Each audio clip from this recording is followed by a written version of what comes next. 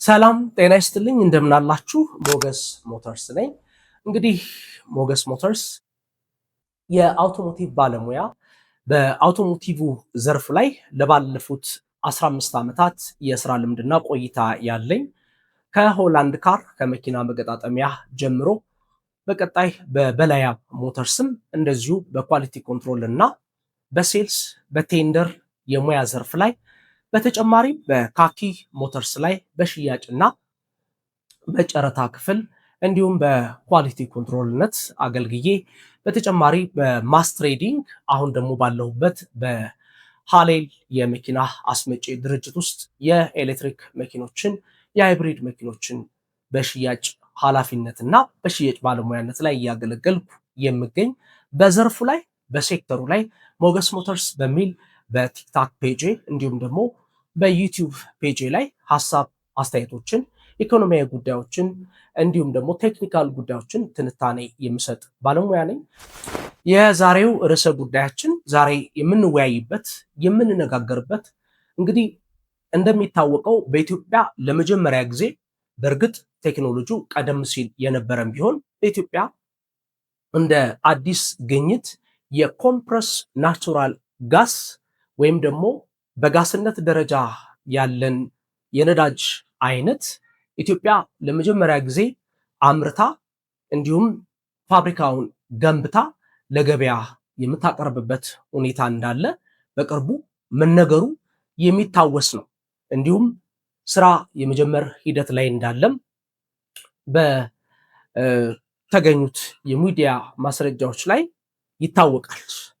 ከዚህ ከናቹራል ኮምፕረስ ጋስ ጋር በተያያዘ ቀደም ሲል የነበረው በፈሳሽነት መልክ ያለ የነዳጅ አይነት ሲሆን ቤንዚን ወይም ዲዝል ወይም ናፍጣ እያልን የምንጠራው እሱ እንዳለ፣ አሁን ግን በሲሊንደር ውስጥ ልክ እንደ ቡታ ጋዝ ልክ እንደ ለጤና ህሙማን መርጃ በሲሊንደር ውስጥ አሊያም ደግሞ እንደ ለመበየጃ አገልግሎት እንደሚውለው እንደ ኦክሲያሴትሊን ሲሊንደር ጋዝ በሱ ውስጥ ተሞልቶ መኪኖች ጀርባ ላይ አሊያም ምቹ የሆነ ቦታ ላይ በማስቀመጥ የነዳጅ አገልግሎት የትራንስፖርት አገልግሎት እንዲሰጥ የሚያስችል አዲስ ግኝት በኢትዮጵያ መገኘቱ መበሰሩ ይታወቃል። ከዚህ ጋር ተያይዞ ቀደም ሲል የነዳጅ መኪኖችን ስንጠቀም በቤንዚን በዲዝል ስንገለገል የነበረ የሚታወስ ሆኖ ሳለ ግን በደረሰብን የውጭ ምንዛሪ እጥረት ወይም ደግሞ የውጭ ምንዛሪ አቅም ማነስ ምክንያት የጋስ ፓወሩን በተለይም የቤት መኪኖቹን ሙሉ በሙሉ አቁመን ክልከላ ተደርጎባቸው በመንግስት በኩል እንዳይገቡ ተደርገው ወደ ኤሌክትሪክ መኪኖች የተሸጋገርንበት ሁኔታ እንዳለ የቅርብ ጊዜ ትውስታ ነው። የኤሌክትሪክ መኪኖቹ እንደሚታወቀው ኢንፍራስትራክቸሩ የቻርጅ ስቴሽኑ በብዛት ባልተስፋፋበት፣ የጥገና ማዕከሉ በብዛት ባልተስፋፋበት፣ ባልሰለጠነበትና አማራጩ እንደ ልብ በማይገኝበት ሁኔታ ውስጥ እንዲሁም ደግሞ የስፔር ፓርት አቅርቦቱም በተመሳሳይ ብዙ ጠልቆ ባልተካሄደበት ሁኔታ ውስጥ ኤሌክትሪክ መኪኖቹ በብዛትና በአይነት ገብተው ማህበረሰቡ እየተገለገለባቸው መሆኑ የሚታወቅ እንዲሁም ደግሞ አሁንም ድረስ የመግባት እድል ያላቸው መሆኑ እንዳለ ሆኖ አሁን ደግሞ በተጨማሪ በኮምፕረስ ናቹራል ጋስ በሁለት ስቴት በጋስ ስቴትም በሊኩዊድ ስቴትም ያሉ መኪኖች እንዲገቡ የተፈቀደ መሆኑና ከሱም በተጨማሪ ያሉትን መኪኖች በተለይ በነዳጅ የሚሰሩትን መኪኖች በተለይም ትላልቅ የትራንስፖርት አገልግሎት የሚሰጡ ወደ 2000 የሚጠጉ መኪኖችንም ወደ ኮምፕረስ ናቹራል ጋስ የምንቀይራቸው መሆኑ ተነግሯል። ወደዚህ ሂደት ውስጥም እንደሚገባ በቅርብ በመንግስት በኩል የተቀመጠው አቋም ያመላክታል። አሁን የሶስት የአራት የአይነት መኪኖችን ምርጫ ለኮንሱመሩ ለተጠቃሚው እንደ አማራጭ ሊቀመጥ ሊታይ የሚችልበት በአንድ ጎን ይፈጥራል። ካሉት መኪኖች ውስጥ ለምሳሌ የኤሌክትሪክ መኪናው አለ። ቀደም ሲል እንዲገቡ ከመፈቀዳቸው ጋር ተያይዞ አሁንም እየገቡ ናቸው። ሁለተኛው ሃይብሪድ በውህድ በነዳጅና በባትሪ የሚሰሩትን መኪኖች እየገቡ እንዲጠቀም የተፈቀደበትም ሁኔታ አለ። በተጨማሪ በሶስተኛነት በኮምፕረስ በናቹራል ጋስ ደግሞ ያሉትን መኪኖች በተለይ ትላልቅ ትራክ ሳይዝ ላሉት ባስ ለሆኑት እንዲገቡ ተፈቅዷል። ስለዚህ ከኮንሱመሩ ከተገልጋዩ ከተጠቃሚው አማራጭ ስናየው እውነትም አማራጭ ነው ወይ? የፈለገውን መርጦ እንዲጠቀም እድል የሚፈጥር ነው ወይስ የትኛውን ልምረጥ ብሎ የሚደናገርበትና ግራ የሚጋባበት የሚምታታበት ሐሳብ ነው ወይ ያለው በሚለው ርዕሰ ጉዳይ ላይ አስተያየቶቻችንን ምልከታዎቻችንን የምናስቀምጥ ይሆናል። ከየትኛው አንግል ነው የምንመለከተው? ለምሳሌ በመንግስት በኩል በግል ባለሀብቶች በኩል ስንመለከተው በአንድ ጎን ኢንፍራስትራክቸሩ በራሱ ለምሳሌ የኮምፕረስ ናቹራል ጋስ ማደያ ስቴሽኖቹ አልተገነቡም፣ አልተዘረጉም። መኪኖቹ እንዲገቡ ተፈቅዷል። በነዳጅ የሚሰሩት ተከልክሏል። ስለዚህ ለባለ ሀብቱ ይሄን ብቻ አምኖ እንዲያስመጣ ወይም ደግሞ ገዝቶ ወደ አገር ለተጠቃሚዎች እንዲያቀርብ ሊያበረታታው ከሚችሉ ነጥቦች ውስጥ መካከል አንዱና ዋነኛው ራሱ ይሄው የኮምፕረስ ናቹራል ጋስ በኢትዮጵያ በሀገራችን መመረቱ ሆኖ ሳለ ግን ማደያው አለመኖሩ ወይም ደግሞ የማደያው ግንባታ እጅግ በጣም ውድ መሆኑ እንዲገድበው በአንድ በኩል ጋሱ እዚህ መመረቱ መነሳሳትን የሚፈጥርበት ሲሆን፣ በሌላ በኩል ደግሞ የማደያ ማስፋፊያው በጣም ውድ ከመሆኑ ጋር ተያይዞ ለመንግስትም የሚፈታተን ከመሆኑ ጋር ተያይዞ በሁለት ልብ ውስጥ ሊያቆየው የሚችል ሁኔታን ይፈጥርበታል። ምናልባትም ደግሞ እገዛውን የሚያገኝ ከሆነና ይህንን ኢንቨስትመንት ባለው አቅም ሙሉ በሙሉ ቢገባበት ግን በቅየራ ሂደቱ ላይ የሚሰለጥኑ ልጆች በርካታ የስራ ዕድልና አማራጭ የሚፈጥርላቸው ወጣቶች እንዲሁም ዜጎች ከመኖሩ አንጻር ደግሞ ስንመለከተው ይገፋበት፣ ይበርታ፣ ይጠንክር የሚያስብል እድልን የሚፈጥርበት አማራጭ እና ሁኔታ ይኖረዋል።